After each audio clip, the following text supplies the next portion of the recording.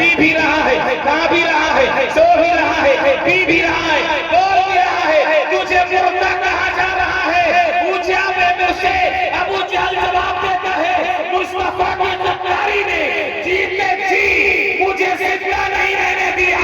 میرے امام جواب دیتے ہیں کہ میرا سر کٹ گیا تو کیا ہوا، مصطفیٰ کی وفاداری نے مجھے مرنے نہیں دیا۔ نعرہ تکبیر، نعرہ رسالت اور سن مبارک۔ میرے دوست، کائنات میں ہر ایک سے آپ پنگا لے لیں، کوئی آپ کا بال باقا نہیں کر سکتا ہے۔ اگر آپ نے آل رسول سے پنگا لے لیا تو دنیا بھی برباد، عقبہ بھی برباد ہو جائے گا۔ بہت بڑے پہلوان نے تاریخ پڑھے، حضرت جنید بغدادی رضی اللہ عنہ، جن کے شاگردوں کے فہرست میں حضرت منصور حلاج جیسے شخصیتیں جن کی درسگاہوں سے فیض یافتہ ہیں، بڑے بڑے علماء، تصوف کا امام ہیں، پہلوان بھی ہیں، لیکن ایک پتلا دبلا سید زادہ لاغر جب میدان میں اترتے ہیں تو اپنی پہلوانی کا تیور کچھ جملے تاریخ میں یوں رقم ہے، کرتاس کے یوں حوالے، آپ کے جسم پہ گوشت نہیں ہے، آپ پتلے، میری پہلوانی کا ڈنکا پوری دنیا میں بج رہا ہے، آپ چلے جائیں۔ سید زادے تھے، کہا سنو، میرے رگوں میں خون ان کا ہے جنہوں نے خیبر کو الٹ پلٹ دیا تھا۔ ارے بولو یار، میں تو یہاں نہیں فاطمہ زہرا کے چمنستان کا پھول ہوں۔ یاد رکھیں، حضرت جنید بغدادی صرف پہلوان نہیں تھے، عالم بھی تھے، فاضل بھی تھے، محقق بھی تھے، مدبر بھی تھے، مفسر قرآن بھی تھے، اپنے وقت کے محدث بھی تھے۔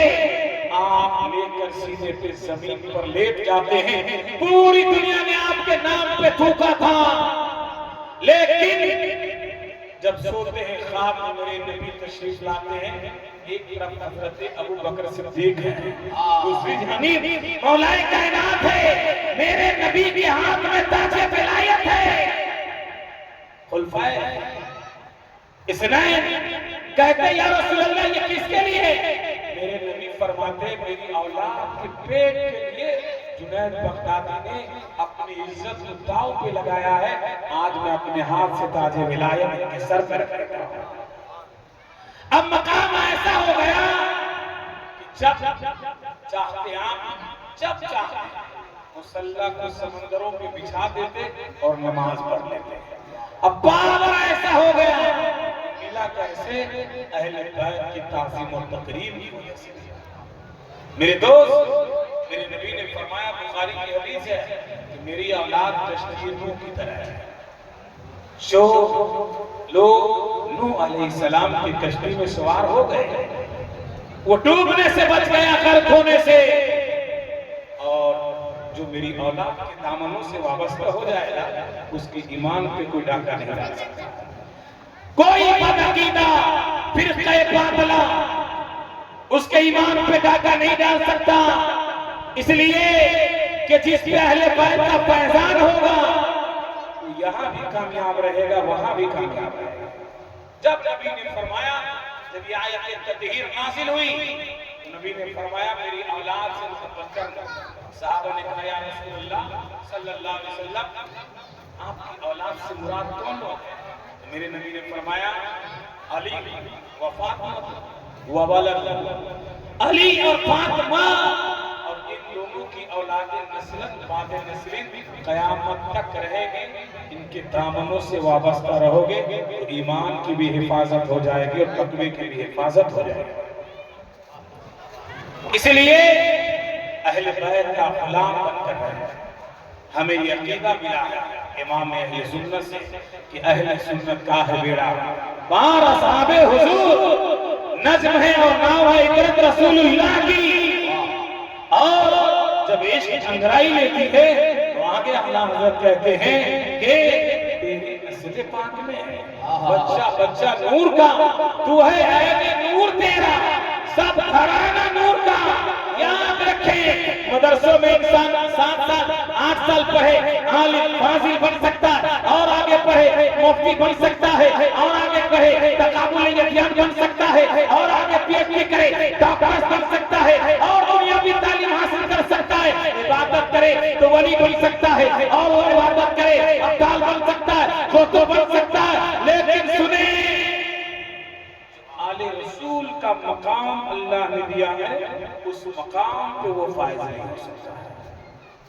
بات سمجھ میں آ رہی ہے؟ اسی لیے اعلیٰ حضرت کہتے ہیں نا کہ دو جہاں میں خادم آل رسول اللہ، پوری زندگی کہتے رہیں کہ میں اہل بیت کا خادم ہوں، لیکن یاد رکھیں اعلیٰ حضرت امام اہل سنت اہل بیت میں بہت عظیم و تقدیم کرتے ہیں۔ ہم بہار کی زمین پر ہیں، اعلیٰ حضرت نے کتاب لکھا حجب الحوال ان مخدوم بہار، یہ کس کی شان میں لکھا؟ سرکار مخدوم بہاری کی شان میں لکھا۔ اعلیٰ حضرت نے اپنے قلم سے لکھا، یہ اعلیٰ حضرت کی کتاب ہے، اور شہنشاہ بہار سرکار مخدوم بہاری یحییٰ منیری رضی اللہ عنہ کی شان میں آپ لکھ رہے ہیں۔ اعلیٰ حضرت امام اہل سنت اہل بیت سے عشق سکھا رہا ہے کہ کائنات میں اہل بیت کے دامن سے وابستہ، اہل بیت کے قدموں میں رہو گے، دنیا جتنے ڈکیت چور ہیں، ایمان کی چوری کرنے والے لوگ، وہ تمہارے ایمان پہ حملہ نہیں کر سکتا۔ اسی لیے اس جلسے سے پیغام لے کر جائیں کہ ہم زندہ رہیں گے اہل بیت کا غلام ہیں، اور جب اہل بیت کا غلام بن جاتا ہے نا، وہ انسان پھونک دیتا ہے بیمار کو تو شفایاب ہو جاتا ہے۔ بولیے سبحان اللہ۔ سرکار مخدوم سنہ رضی اللہ تعالیٰ عنہ آپ فرماتے ہیں کہ بڑے پیر میرے دادا غوث اعظم سے لے کر مجھ تک اللہ نے 19 غوث کو پیدا کیا۔ اور ایک بات بتا دو، ایک بات ایک ہی لفظ میں کہ انسان ولی بھی بن سکتا ہے، ابدال بھی، لیکن غوثیت کے منازل پہ فائز نہیں ہو سکتا درجے پہ۔ کیوں؟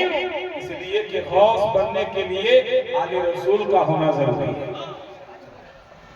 اس لیے کہ دنیا کا بچہ پیدا ہوتا یا دنیا کی مائیں جب حاملہ ہوتی ہے، پیٹ میں جب بچہ ہوتا ہے تو اس کے مہینے کا خون رک جاتا ہے، لیکن ان علماء سے پوچھیں کہ اہل بیت اطہار کے گھر کی عورتوں کا خون کو اس ناپاک خون سے اللہ نے پاک رکھا تھا، حضرت فاطمہ زہرا کو اس ناپاک خون سے پاک رکھا تھا۔ اب بتائیں کوئی آدمی یہ اعتراض کر دے کہ حضرت مجھے بتائے جب خون آتا نہیں تھا، جس عورت کو یہ خون نہیں آئے گا اس سے بچہ ہو ہی نہیں سکتا۔ سائنس بھی یہی کہتا ہے، ڈاکٹر بھی یہی کہتا ہے، وقت مفتی بھی یہی بولے گا، وقت مجدد کا قلم بھی یہی جواب دے گا۔ لیکن آؤ اگر کوئی اعتراض کرے جب خون نہیں آتا تھا امام حسین کیسے پیدا ہوئے، حسن کیسے پیدا ہوئے، امام محسن کیسے پیدا ہوئے، ام کلثوم کی ولادت کیسے ہوئی، حضرت امام زینب کیسے آئی، تو اس کا جواب آؤ برہنی کے گاؤں اعلیٰ حضرت کی چھاؤں، اعلیٰ حضرت کی چوکھٹوں پہ آپ کی رضا کی چوکھٹ سے آواز آتی ہے کہ یہاں سے دنیا کی نسلیں نہیں چلی تھی، نور کا گھرانہ چلنا تھا، تیری نسل پاک میں ہے، بچہ بچہ نور کا، تو ہے نور تیرا سب گھرانہ۔ بہت سارے علماء کرام ہیں، ان سے بھی آپ کو تقریر سماعت کرنی ہے۔ میں انہی چند جملوں کے ساتھ اپنی گفتگو سے نیٹ رہا ہوں۔ معالینہ واخر دعوانا الحمدللہ رب العالمین۔ السلام علیکم ورحمۃ اللہ۔